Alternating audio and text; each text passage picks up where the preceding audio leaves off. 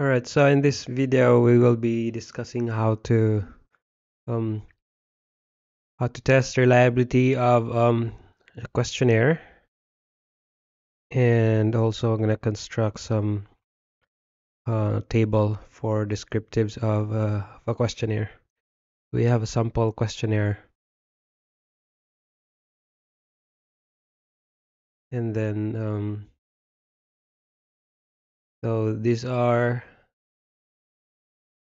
the three variables being measured by this questionnaire: knowledge and waste reduction, behavior, and effect of waste reduction. So these are all Likert scales with 10 items, and then we're going to test later if this questionnaire is reliable and how many statements will be left when it's already reliable. And I also prepared some sample data. These are all fictitious data. That is, let's say we have conducted a pilot testing for this data. I mean, for that questionnaire. So these are the for the first variable, these are the 10 statements. For the second variable, this will be the another 10 statements.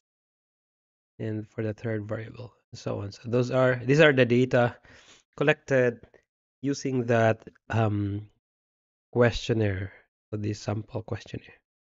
So how to test the reliability of this data? So the first thing to do is to check first if there are negatively stated statements, so that we can reverse the data of a negatively stated statement. So in this example, I put asterisk to statement 2, which is saying I am not familiar. So this is a negatively stated statement, and the rest are positive. I understand the concept. I know the 3 R's.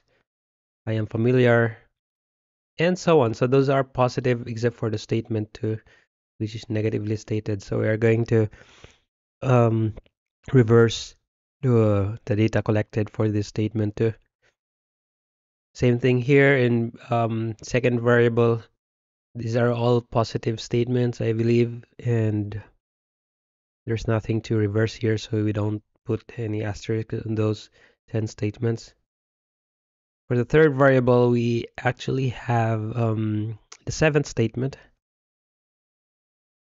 So you might be missing some of the statements that might be negative, but the jamovi software, which we'll be using later for testing reliability, it will suggest that those statements, or which statements are can be or are possible negative statements or needs to be reversed. But it's just suggesting, so you don't need to just change it directly. You have to check the statement first if it's negatively stated. All right, so after putting asterisks to those negatively stated statements, so we are going to go back to Excel file. This is the data. And then we're going to highlight everything, highlight the data. So we're going to go to conditional formatting under home, and then conditional formatting. We're going to highlight cells and then press between. So we're going to put 1 and 5 so that it will highlight numbers between 1 and 5, because the data is only, we are expecting data it should be between 1 and 5. Beyond 5 or less than 1, um it must be an error. So that's why we are highlighting it, so that we can check if there are errors that we have encoded, because there are possibilities of encoding repetition like this, or sometimes we'll leave it blank. If it's like this, we just remove the repetition. So we make sure that the data, there's no more error before you check the reliability test. So we have here 1 and 5. So if it's like this and you're confused whether it's 1 or 5, you just look at the data of this participant. So this is um, every row is one participant, and these are um, the responses, the participant in the first variable. As you can see, majority is 5. So you use 5. So just choose the majority or the dominant number in that participant. So let's check the rest, making sure that there's no more errors. So we have here a blank.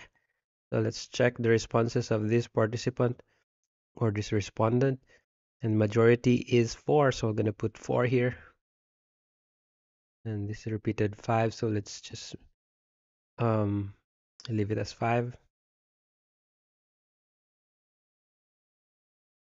We have 4.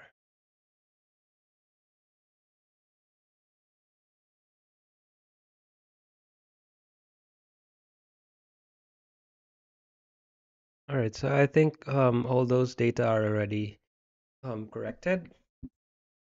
Now we're ready to put this in our software. So let's save, and then you download jamovi. So you can go to um, google.com and find jamovi. Download. This is a free software used for doing some inferential statistics or reliability testing. You can download this either of this um, version. So, but I already downloaded this, so I'll just open mine, jamovi. A little outdated, but it is probably similar to the latest version. So let's open it, and so this is how it looks like for jamovi. So it's easier to use than the ESPSS, except that SPSS has more functions than this. But at least we have some, at least the most common formulas we needed for computing statistical researches. So let's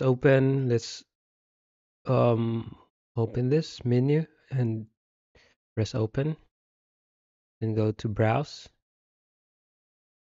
and then locate the sample data. So I put it in the desktop, and here is the sample data. Open it,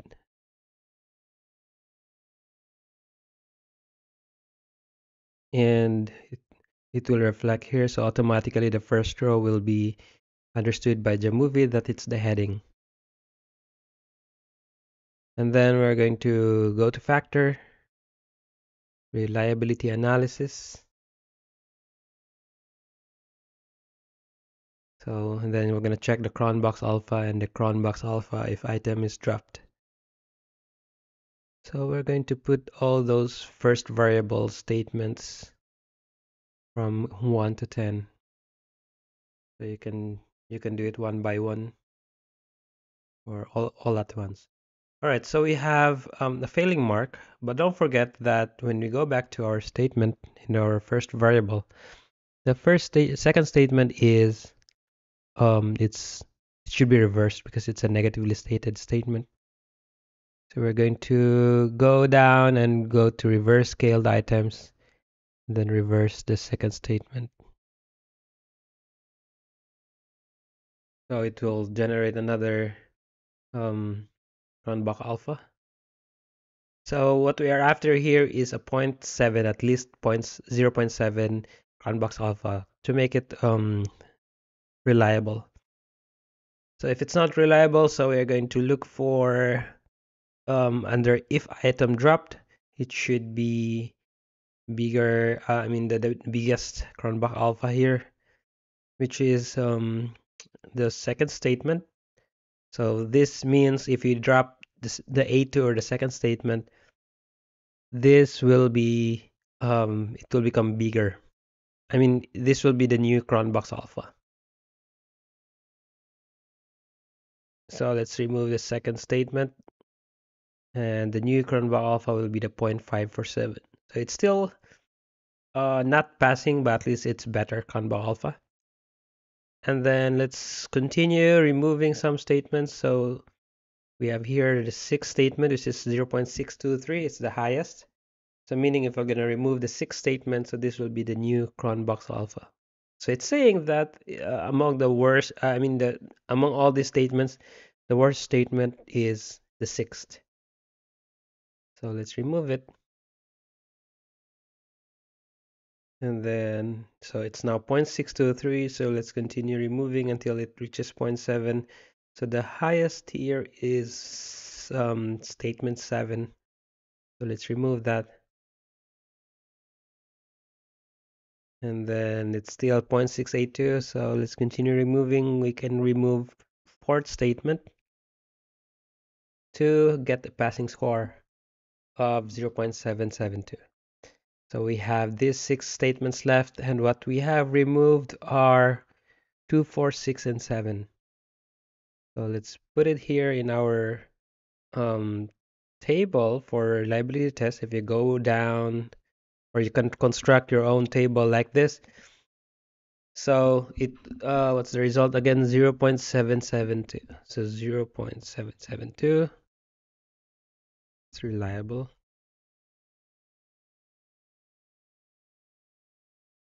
And then we have deleted or removed 4 statements, 2, 4, 6, and 7. So that means we're going to remove that in our Word. So this statement 2, 4,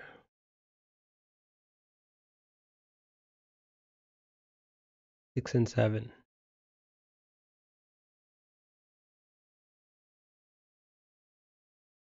So what we have is statements 1, 3, 5, 8, 9, 10. So there are 6 statements.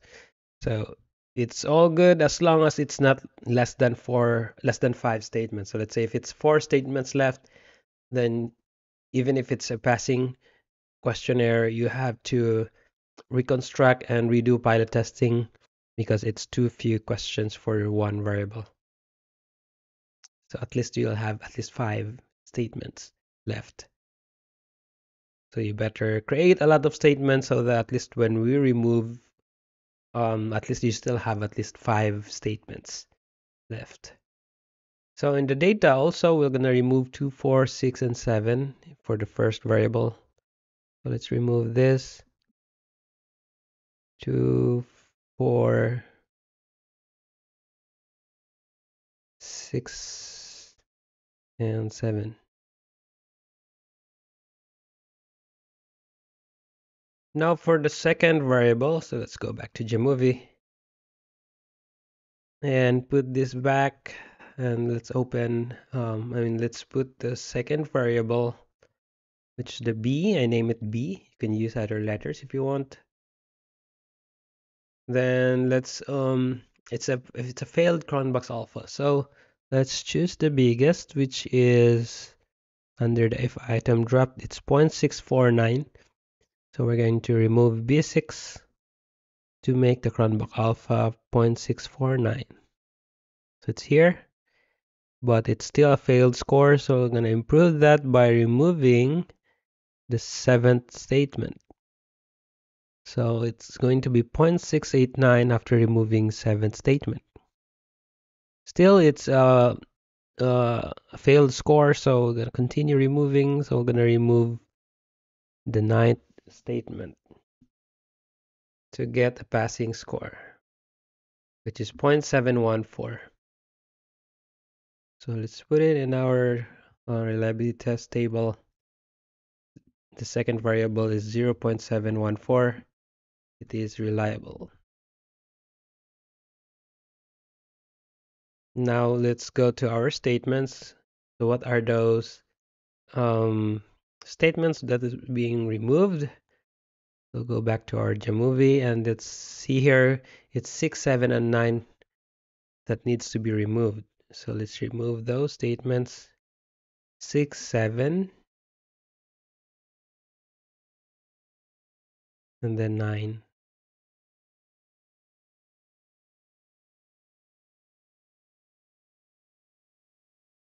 So we still have around 7 statements left, which is all good. Then under the data, so we're gonna remove also 6, 7, and 9 for the second variable. 6, 7, and 9.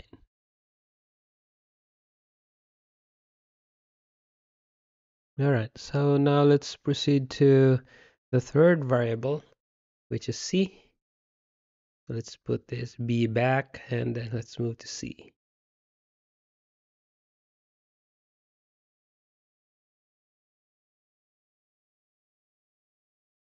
Okay, so now we have this, and it's a failed cron box alpha. And remember that under the statement 7, okay, the third variable under the statement 7 is a negatively stated statement. So we're going to put it in reverse scaled items so that the computer will automatically reverse the scores. And now it will generate a new cron box alpha. So it is still a failed cron box alpha. So we're going to remove some statements to improve the score. So based on the if item dropped, it is suggesting to remove the fourth statement to improve the score to 0.577. Let's remove the fourth statement. And then we'll continue removing. The highest will be the seventh statement, the one which is reversed. We're going to remove that to make the cron box alpha of 0.628.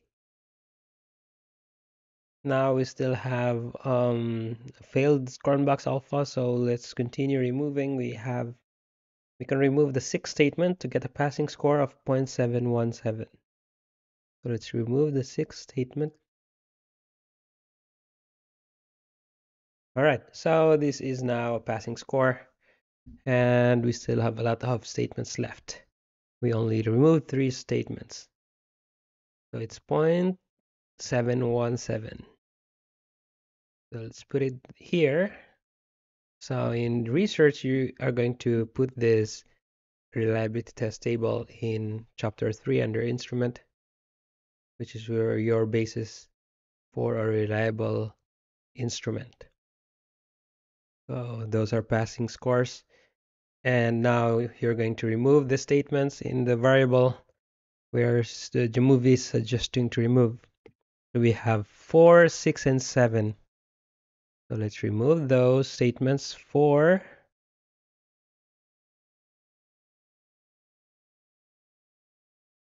6, and 7.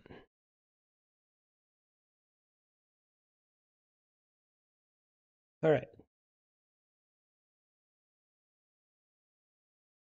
Now, let's remove as well here in the under the data statement 4 data, and then 6 and 7.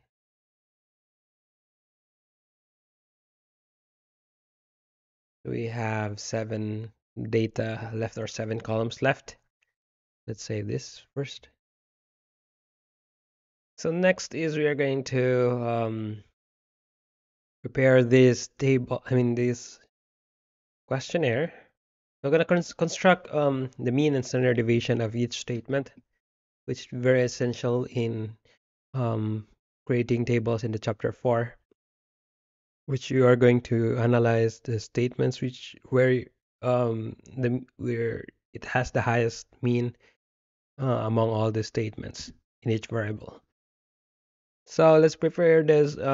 We only need 3 columns, so we're gonna remove 2 columns.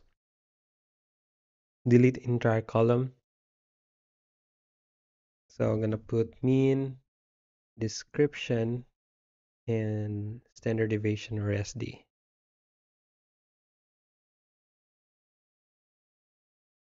So let's adjust the column.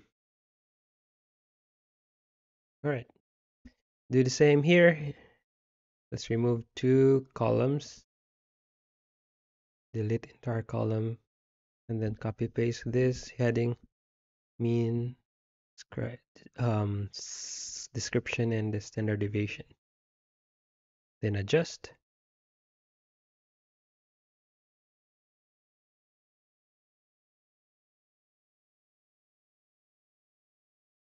Then the same procedure here.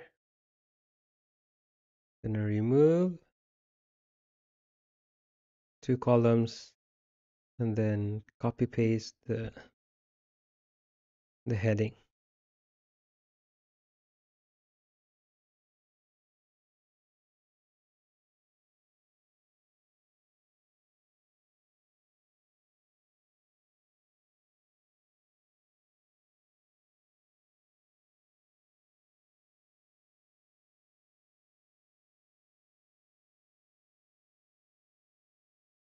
Right, so after that, we're going to add one more row for the grand mean.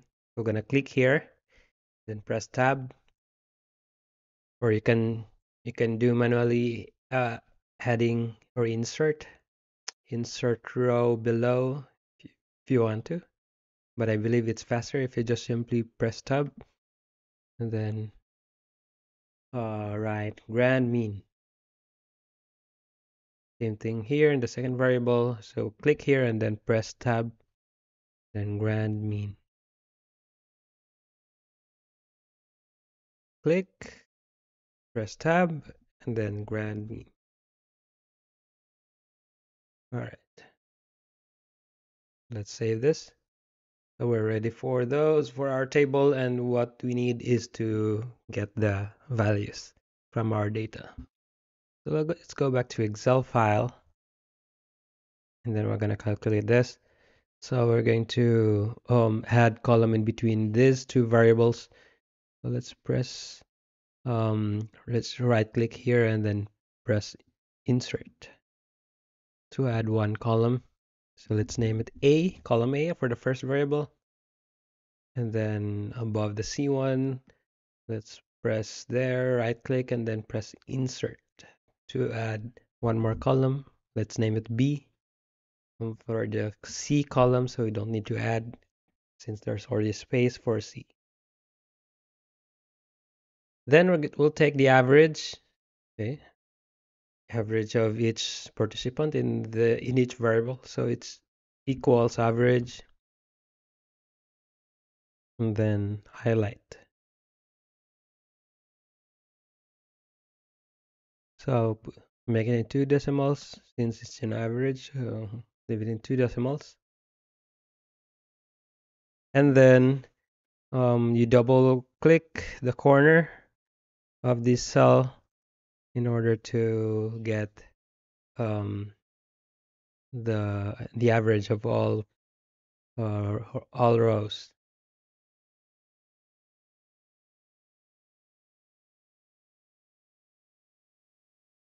Next, we are going to do the same thing here in B. Equals average. So take the average.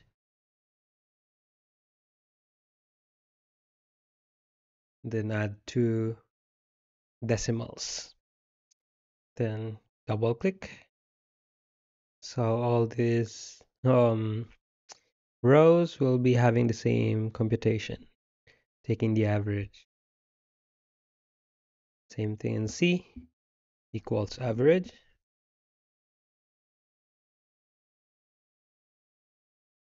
So as you can see, it's very long answer. So it's this decrease the decimal into 2, so it would look neat. And then press the corner twice in order to automatically compute all those averages. Now let's go the bottom. We have here gonna do the same thing, take the average, but it's now for the column. So average of this column.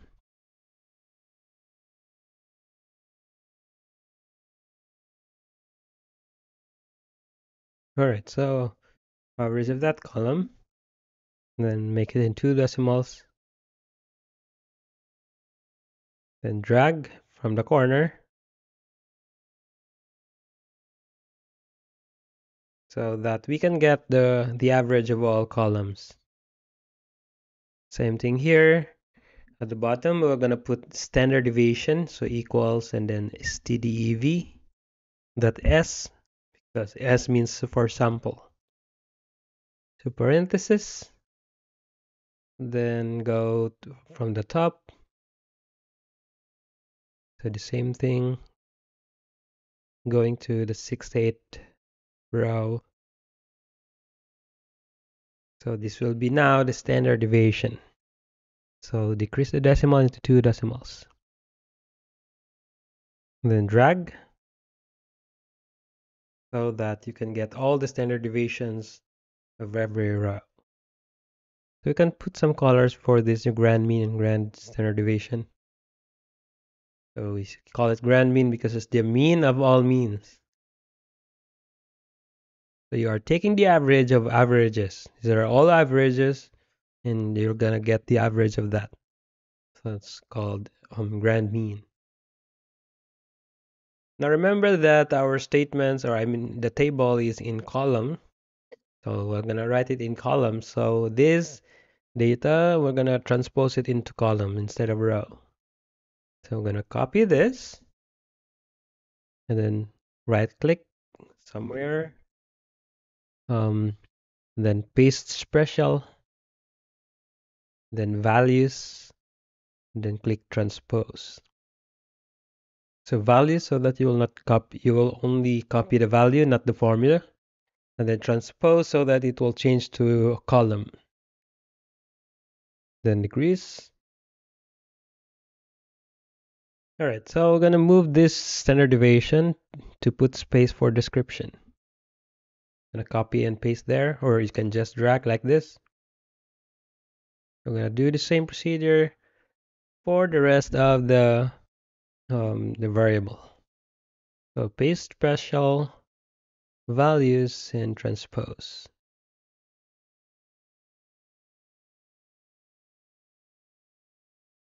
So I'm gonna drag this going to the right side to give space for description.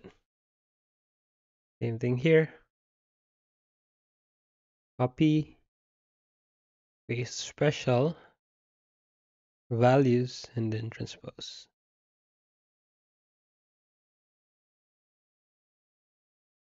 So I'm gonna drag this to the side to put space. Now, for putting the description of each mean, depends on the scoring guidelines of each research. So let's say, let's just use this standard range for low, very low. Usually it's 1 to 1.5. It's low, very low. So 1.51 to 2.5. That's low.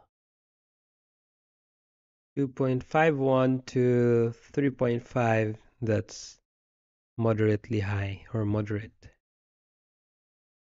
3.51 to 4.5. That's high. 4.51 to 5. It's very high. So in some studies they distribute equally for the range, like having an interval of 0.8, so from 1 to 1.79, 1.8 to 2.6, and so on. So it's like that. It depends on the scoring guidelines. So usually it's like this as well. So it's theoretically this is also correct, even if it's not balanced. So let's go back to this description, and then we're gonna put the command VLOOKUP, and then parenthesis, suppress the mean, comma, highlight the table, and then comma 3, because it's in the third column for the description. Now don't press enter yet, because we're going to highlight the red one, which is the table for scoring. And then press F4. so that the dollar signs will appear. Or you can put the dollar sign manually if you want to. The purpose of the dollar sign is you press enter, and then we're gonna drag uh, this corner in order to do the same formula. So this dollar sign will keep this table intact, so it will not move. Only the blue one. All right, so we're gonna copy this. You can copy this, and then paste it here for the next variable, so it will automatically follow the same formula. For if there are blanks, so you can just drag it to do the same computation. Copy paste this. All right. So you have now the description for every mean. Then we're gonna copy and paste this in our table that we have created. So copy and go back to our Word and paste it here.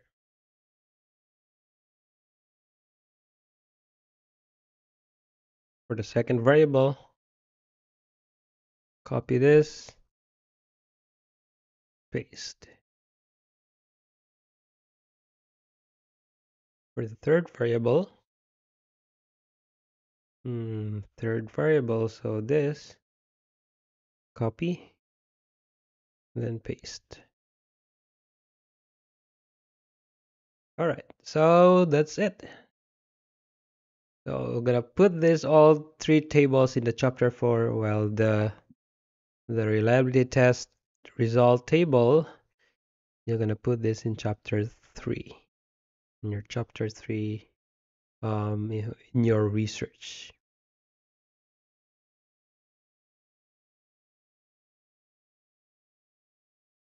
Then save.